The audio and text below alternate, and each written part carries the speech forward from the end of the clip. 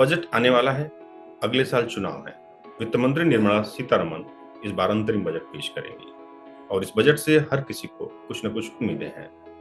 Budget special series बुलंदियों का budget में आज हम बात करेंगे आम निवेशक की, जिसमें सैलरीड क्लास भी है, उनके लिए इनकम, सेविंग और इन्वेस्टमेंट के अवसरों की।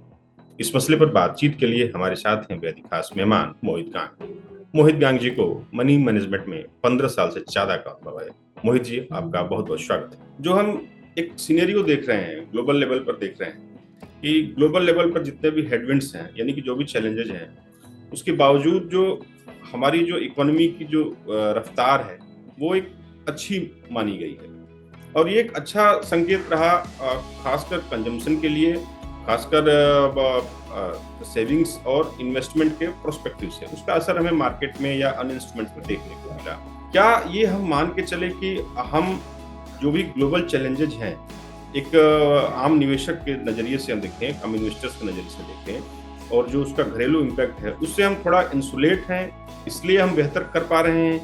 आशुतोष जी, बहुत बहुत शुक्रिया बातचीत के लिए। तो देखिए आशुतोष जी, इसमें कोई दो राय नहीं है कि जो भारतीय अर्थव्यवस्था है वो बहुत ही शानदार दौर से गुजर रही है। आप किसी भी लिहाज से उसे देख लीजिए, चाहे आप विकास की दर से देख लीजिए, 7.6% की विकास दर आई है, जो कि एक चौंकाने वाली विकास दर है। बहुत ही तेज रफ्तार से इतनी बड़ी अर्थव्यवस्था अगर ग्रो कर रही है तो ये बहुत अच्छे संकेत है। दूसरी अच्छी बात कि इन्फ्लेशन जो है वो हालांकि पूरी तरह से कंट्रोल में नहीं आया है, और ये सिर्फ भारत की नहीं बल्कि एक वैश्विक समस्या है। परंतु अगर आप देखें कि इन्फ्लेशन की दर जो है वो फिर भी काफी हद तक कंट्रोल में है। कुछ 5-5.5% की दर पे इन्फ्लेशन बेकाबू नहीं हो गया है, और जो फूड इन्फ्लेशन है उसको भी सरकार ने पूरी तरह से काबू में रखा है। ये जो भी इन्फ्लेशन हम देख रहे हैं वो अमूमन ये मुख्यतः मैं कहूँगा कि ऑयल की ऊंचे प्राइसेस के कारण देखने में आया है, और कुछ कुछ कमोडिटी प्राइसेस का असर भी हुआ था साल के शुरू में। चौथी बात यह कि जो आपकी कंजम्पशन वाली अर्थव्यवस्था है वहां पर हो सकता है कि रूरल क्षेत्र में अभी भी कंजम्पशन का पिकअप इतना नहीं हुआ है, परंतु ओवरऑल कंजम्पशन देखें, फेस्टिव सीजन की खरीदारी को देखें तो आप वहां पर भी हंगामा सा मचा हुआ है। आप चाहे तो ऑटो सेल्स देख लीजिए, चाहे एफएमसीजी के कारोबार की सेल्स देख लीजिए, चाहे कोई भी बिजनेस उठा के देख लीजिए, सबकी जो ग्रोथ दरें हैं वो बहुत ही शानदार रही हैं। राइट, तो ओवरऑल जो एक सिचुएशन बनी है, जिसे मैं गोल्डी लॉक्स सिनेरियो कहता हूँ भारत के लिए, कि यहाँ पर अभी सब कुछ ठीक चल रहा है। आपके पास में सरकारी लिहाज से भी देखें तो एक स्टेबिलिटी के संकेत मिले हैं। अभी जो फिलहाल इलेक्शन हुए, कुछ स्टेट इलेक्शंस हुए, वहां पर जिस तरह से संकेत मिले हैं तो उससे भी लग रहा है कि 2024 का जो बड़ा जनरल इलेक्शन होने वाला है, सरकार शायद वापस आ जाए, और एक स्टेबल, मार्केट्स को ये फर्क नहीं पड़ता कि कौन आ रहा है, मार्केट्स को ये फर्क पड़ता है कि पॉलिसीज स्टेबल रहें, ज्यादा पॉलिसीज में बदलाव ना हो, फिस्कल डेफिसिट ज्यादा ना बढ़े। तो उन सब लिहाज से भी ये एक बहुत ही अच्छा संकेत है। तो ओवरऑल जो डोमेस्टिक संकेत है आशुतोष जी, वो बहुत ही मजबूत है, बहुत ही अच्छे हैं, और सब तरफ से संकेत दे रहे हैं कि अर्थव्यवस्था बहुत अच्छा कर रही है। इसके ऊपर जो सबसे बड़ा पॉइंट है वो है डोमेस्टिक फ्लोज का। आशुतोष जी, आप, मैं और हम जैसे बहुत सारे रिटेल निवेशक आज हर महीने 17,000 करोड़ रुपए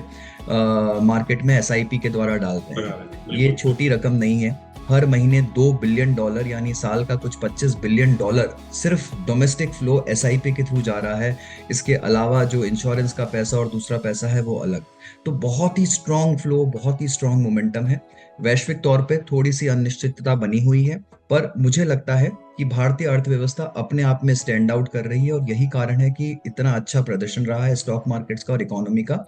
पूरी तरह से आप में दोनों अभी को बहुत डीकपल नहीं कर सकते, अभी बहुत बट हाँ, उससे घबराने की, पैनिक जैसी कोई स्थिति नहीं है। एक बिल्कुल। जो आपने सर महंगाई का जिक्र किया, उसमें एक मनी मैनेजमेंट की जब भी हम बात करते हैं, महंगाई एक अहम फ्रेम होता है, उसका क्रिटिकल होता है उसमें। तो अब इसमें आम निवेशकों के नजरिए से हम बात करें तो एक महंगाई अपने फ्रेम में है। जो भी हम देख रहे हैं कि लगातार वो एक आरबीआई को भी प्रेशर में रखे हुए है, जिससे कि आरबीआई कर्ज सस्ता नहीं कर पा रहा है।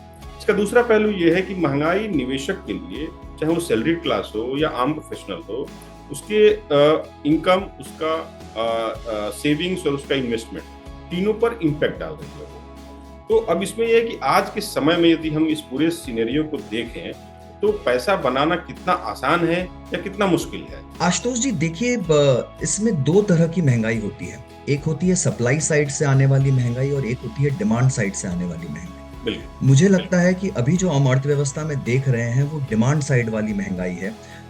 इसका मतलब ये है कि इतनी ज्यादा डिमांड है कंजम्पशन की, इतना ज्यादा टूरिज्म है, इतना ज्यादा ट्रैवल है, तो होटलों की दरें बढ़ेंगी, खाने की दरें बढ़ेंगी, अगर आप इतना घूमेंगे तो एयरलाइन के टिकट्स बढ़ेंगे ही, राइट। तो ये कुछ कुछ हद तक जो काफी सारी महंगाई है वो डिमांड साइड से आ रही है, सप्लाई साइड से इतनी महंगाई अभी भी नहीं आई है।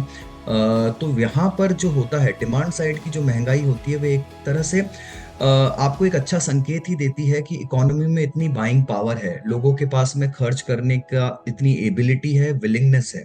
मुझे सप्लाई साइड कॉन्स्टेंट इतने नहीं लगते हैं फिलहाल भी।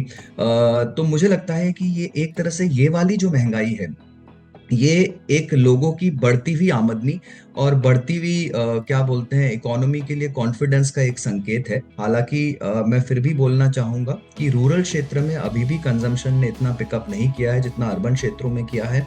इसके अलावा एक टैक्सेशन का भी इशू रहता है आम इन्वेस्टर्स के लिए, चाहे किसी भी कैटेगरी में हो। तो अभी क्या आपको लगता है कि बजट भी आ रहा है, क्या ये टैक्सेशन को रेशनलाइज करने की जरूरत अभी और है? हालांकि नए टैक्स रिजीम के साथ सरकार ने एक अच्छा विकल्प दिया है टैक्स पेयर्स को कि आप ऑप्ट कर सकते हैं पुराने टैक्स रिजीम की बजाय। आशुतोष जी ये ऐसा सवाल है कि आप मुझे जब पूछेंगे, आज नहीं आने वाले कितने भी सालों तक शायद मुझे लगता है आप पूछेंगे, तो मैं यही कहूंगा कि बहुत ज्यादा जरूरत है इसे रैशनलाइज करने की।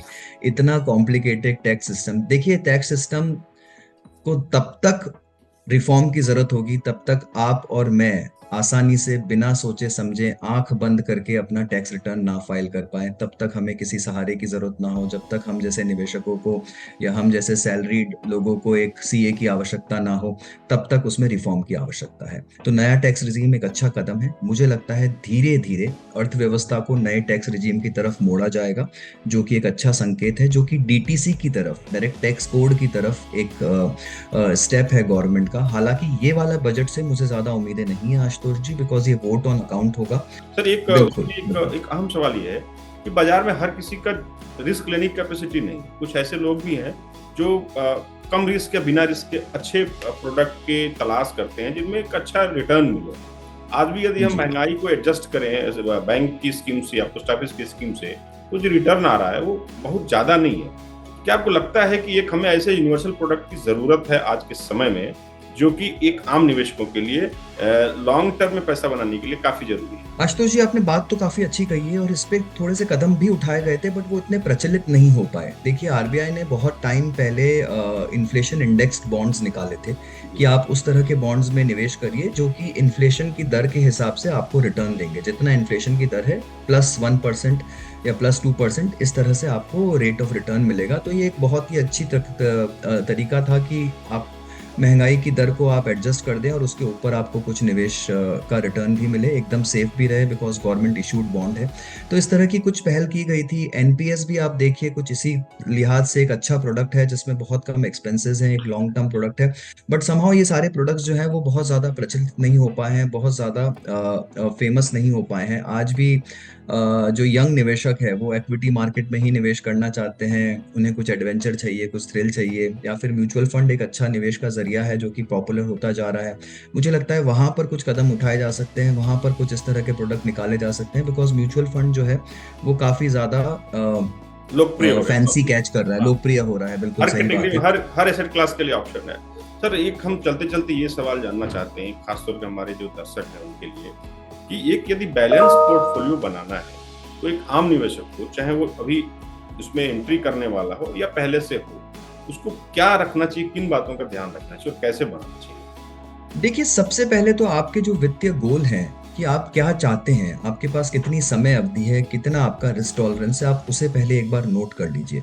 आप रिटायरमेंट के लिए कॉर्पस बना रहे हैं 20 साल 30 साल की अवधि का, आप शादी के लिए बना रहे हैं 5-10 साल का, आप घर खरीदने के लिए बना रहे हैं 10 साल का, आप कुछ व्हीकल परचेज के लिए बना रहे हैं, तो एक समय अवधि निर्धारित होनी चाहिए।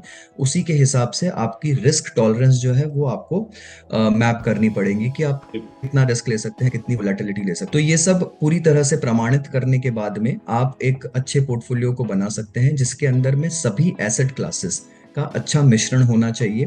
तो आपके पास में इक्विटी हो, आपके पास में फिक्स्ड इनकम हो यानी डेट हो, आपके पास में कमोडिटीज हो यानी थोड़ा सा सोना चांदी हो, और अगर आप रियल एस्टेट को इसमें मिलाना चाहते हैं तो उसे मिला सकते हैं, नहीं तो उसे अलग रख सकते हैं। पर एटलीस्ट ये 3 एसेट क्लासेस का एक अच्छा मिक्सचर होना चाहिए। वही आपने तो बहुत ही बेबाकी से और बहुत ही साफगोई से जो हमारे सवालों के जवाब दिए। निश्चित रूप से बजट से जो उम्मीद है वो रहेगी कि क्या मिलता है, किस तरह के संकेत मिलते हैं। सर आपका बहुत बहुत शुक्रिया। ये थे हमारे साथ मोहित ज्ञान जी। बजट स्पेशल बुलंदियों का बजट में नए विषय पर नए मेहमान के साथ फिर हाजिर होंगे। देखते रहिए जी बिजनेस।